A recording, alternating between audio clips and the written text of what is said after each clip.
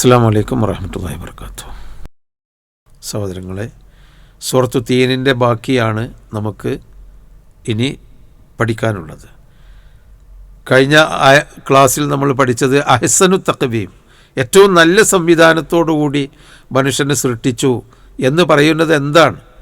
അതായത് മനുഷ്യൻ്റെ സൃഷ്ടിപ്പ് കൊണ്ട് ഭൂമിയിലുണ്ടായ ഒരുപാട് നേട്ടങ്ങൾ അത്തിവൃക്ഷത്തിൻ്റെയും ഒലീവ് വൃക്ഷത്തിൻ്റെയും തൂരിസിന പർവ്വതത്തിൻ്റെയും മക്ക രാജ്യത്തിൻ്റെയും ചരിത്രം നമുക്ക് പറഞ്ഞു തരുന്നുണ്ട്. ലോകത്തൊരുപാട് നന്മകൾ ആ സമൂഹങ്ങളെ കൊണ്ടുണ്ടായി. അവരുടെ പ്രവാചകന്മാരുടെ സന്ദേശം കേട്ട് വളർന്ന മനുഷ്യന്മാർ ലോകത്തിൻ്റെ ഏറ്റവും വലിയ മാതൃകാ ജീവിതം കാഴ്ചവെച്ചു കാണിച്ചു തന്നു. ഏറ്റവും നല്ല അവസ്ഥയുണ്ടായി. ലോകത്ത് നന്മകൾ മുഴുവനും വന്നത് ഈ പ്രവാചകന്മാരിൽ കൂടിയാണ്. അപ്പോൾ അഹ്സനു തഖ്വീം, മനുഷ്യ ജീവിതത്തിൻ്റെ ഘടന ഏറ്റവും നല്ല ഘടനയോടുകൂടി മനുഷ്യനെ സൃഷ്ടിച്ചു എന്ന് പറയുന്ന ആ ഒരു സംഭവം ഈ ചരിത്ര പശ്ചാത്തലത്തിൽ മനുഷ്യ സമൂഹത്തെ, ഈ 4 പ്രദേശങ്ങളെയും പ്രതിനിധീകരിക്കുന്ന മനുഷ്യ സമൂഹത്തെയും അവർക്ക് നേതൃത്വം നൽകിയ പ്രവാചകന്മാരെയും നമുക്ക് കാണാം, അവരുടെ പ്രവർത്തനങ്ങൾ. എന്നാൽ സുമ്മ റദദ്നാഹു അസ്ഫല സാഫിലീൻ, പിന്നീട് നാം അവരെ മടക്കി അസ്ഫല സാഫിലീൻ, നീചന്മാരിൽ നീചന്മാരായി. അതും നമുക്കവിടെ കാണാം. ഈ സമൂഹങ്ങൾ ഈ പ്രവാചകന്മാർ അഭിമുഖീകരിച്ച ഈ പ്രദേശത്തുള്ള സമൂഹം ലോകത്തിലെ ഏറ്റവും ഉത്തമന്മാരും ഉത്കൃഷ്ടന്മാരുമായി, എന്നാൽ ഏറ്റവും നികൃഷ്ടന്മാരും ഏറ്റവും മോശപ്പെട്ടവരുമായി മാറിയതും ആ സമൂഹത്തിൽ തന്നെയാണ്. അത് മനുഷ്യ സമൂഹത്തിൻ്റെ മൊത്തം 2 ഭാവമാണ് അല്ലാഹു ഇവിടെ പറയുന്നത്. മനുഷ്യനെ ഏറ്റവും ഉത്കൃഷ്ടമായ അഹ്സനു തഖ്വീം, നല്ല ഘടനയോടുകൂടി സൃഷ്ടിച്ചു. പക്ഷേ ആ മനുഷ്യൻ അസ്ഫല സാഫിലീൻ, സുമ്മ റദദ്നാഹു അസ്ഫല സാഫിലീൻ, അധമനാക്കി മാറ്റി നാം അവനെ. മൃഗത്തിനേക്കാളും അധപതിച്ചു മനുഷ്യൻ. എന്നാൽ ലോകത്ത് ഏറ്റവും വലിയ ഉത്കൃഷ്ടനായ സൃഷ്ടിയും മനുഷ്യൻ തന്നെയാണ്. അധപ്പതിച്ചാൽ മൃഗത്തെക്കാളും മോശമാണ്. ബൽഹും അളല്ല് എന്ന് ഖുർആൻ പറഞ്ഞിട്ടുണ്ട്. പിന്നെ എന്നാൽ അതിൽ നിന്നൊക്കെ മോചനം നേടി നല്ല മനുഷ്യരാവണമെങ്കിൽ എന്ത് വേണം?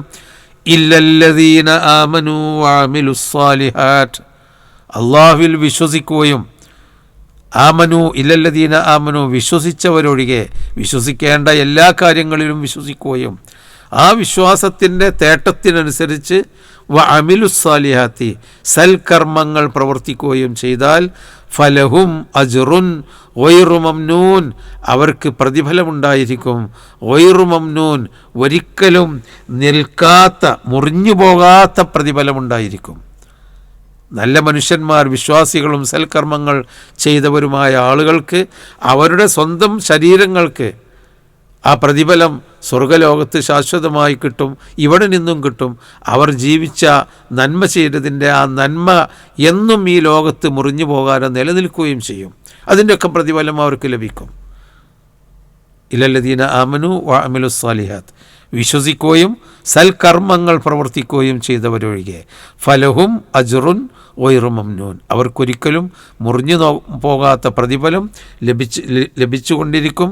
എന്നിട്ട് അല്ലാഹു പറയാണ് ഫമാ യുകദ്ദിബുക ബഅദു ബിദ്ദീൻ, അപ്പോൾ മാ യുകദ്ദിബുക, താങ്കളെ കളവാക്കാൻ എന്താണ്?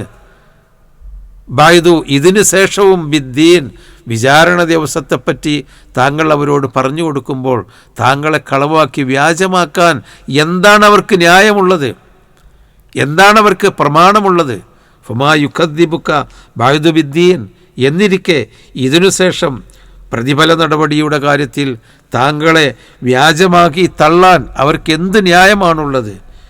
അലൈസല്ലാഹു ബി അഹ്കമിൽ ഹാക്കിമീൻ, മനുഷ്യർ അല്ലാഹു തആല വിധികർത്താക്കളിൽ ഏറ്റവും നല്ല വിധികർത്താവല്ലയോ? അഥവാ അല്ലാഹു തആല ഇതൊക്കെ മനസ്സിലാക്കി ഇത്രയൊക്കെ അനുഗ്രഹങ്ങൾ നൽകി എന്നിട്ടും കളവാക്കി തള്ളിക്കളഞ്ഞാൽ അള്ളാഹുവിൻ്റെ നീതിപൂർവകമായ വിധിയുണ്ടാകും. അഥവാ അള്ളാഹുവിൻ്റെ അനുഗ്രഹങ്ങൾ മനസ്സിലാക്കിക്കൊണ്ട് വിശ്വസിക്കുകയും സൽക്കർമ്മങ്ങളും ചെയ്താൽ അള്ളാഹു അതിനനുസരിച്ച കൃത്യമായ നന്മയുടെ ഗുണത്തിൻ്റെ സ്വർഗലോകത്തിൻ്റെ വിധിയും അവന് വിരിച്ചു നൽകും. ആ കൂട്ടത്തിൽ അള്ളാഹു നമ്മളെ അനുഗ്രഹിക്കുമാറാവട്ടെ.